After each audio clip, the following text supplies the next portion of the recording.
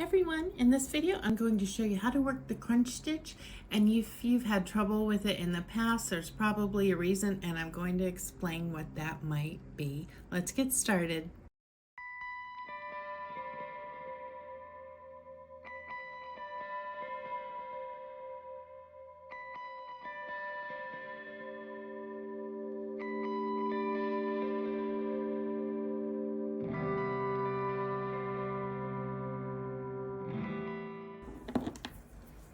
So I'm going to get started, and you will need to work an even number of chains for this stitch.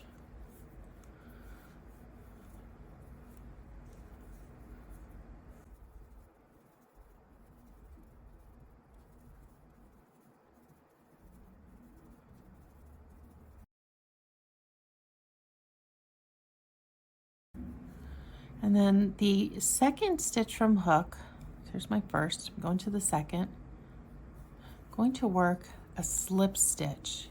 Keep your slip stitches nice and loose. You may want to go up a hook size for this because you'll still need to work into them. So you'll probably know slip stitches is a finishing technique, but it's also an actual stitch, so it can give you texture. And in this case, that's what's happening. Now my next stitch after the slip stitch is a yarn over, work the stitch, that's a half double crochet. Next stitch, go in, pull up a loop, slip the stitch, keeping it loose. Then again, half double crochet. So I'm going to keep alternating the slip stitch and the half double crochet.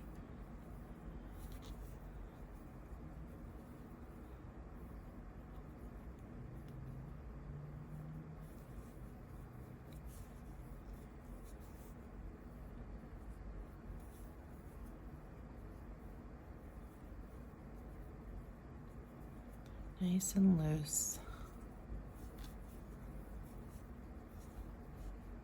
You can see it already has texture coming along. All right, so I'm at the end of the row, and I'm going to finish row 1 with a slip stitch.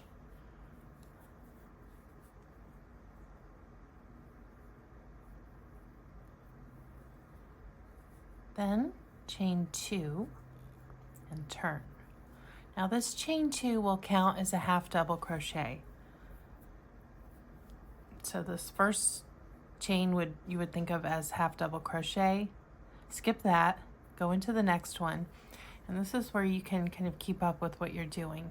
If you look up here, you'll notice kind of a smaller stitch, bigger stitch, smaller stitch, bigger stitch. The bigger stitch, which is my first, I'm skipping.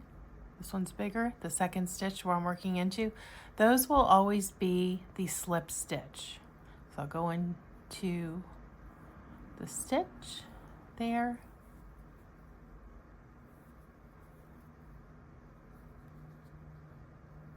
This yarn is a little slippery. Go in and slip. Now the next stitch, excuse me, we keep alternating. See how it's a little bit smaller when you look up? That will be where your half double crochets go.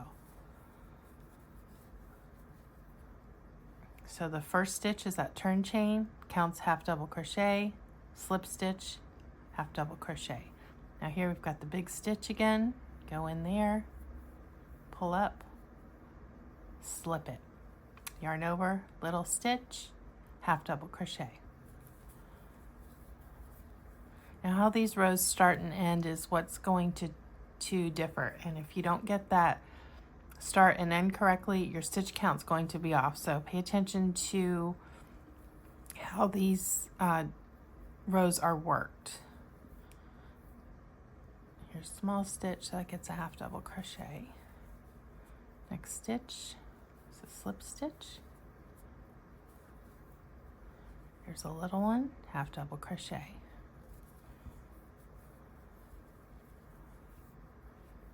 Next stitch, slip. So you'll notice what gives it this texture. When you're working your slip stitch, that's where you're going to get this kind of distinctive texture with these bars that kind of slant.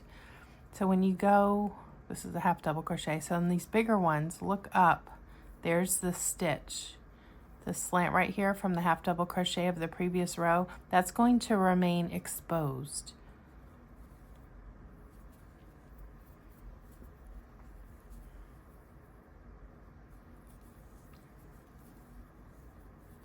All right, so when I work into it, leave that slant unbothered and work the slip stitch like that.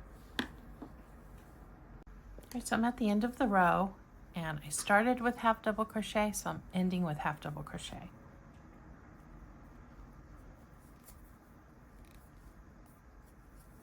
And you'll know that because that was that little tiny stitch at the end, and that's where the half double crochets go. All right, so now for row 3, I'm going to chain 1 and immediately work a slip stitch. Now you know to do that because I just made half double crochet at the end here. So I'll be doing a slip stitch into that stitch on this side.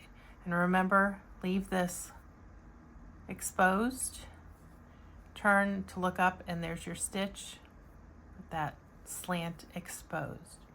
So I'll go in there and work my slip stitch. Yarn over, little tiny stitch, that gets the half double crochet. Slip stitch, and then I just work the row alternating. And since I started with a slip stitch, this row should also end with a slip stitch. So it's an easy stitch repeat to work. And it makes a nice texture. I have a whole post on beginner friendly textured stitches. I will link that if you're curious.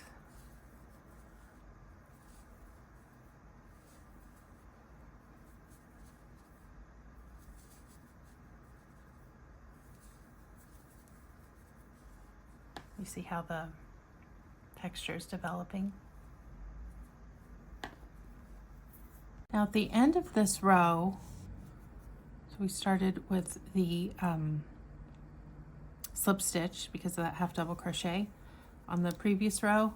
The row prior had that chain 2 that does count as a half double crochet, so it's not going to look like a half double crochet that you'll be working into, but make sure you don't miss that stitch and finish with a slip stitch because you started with a slip stitch. So you'll be doing a repeat of rounds 2 and 3, and that's all there is to it.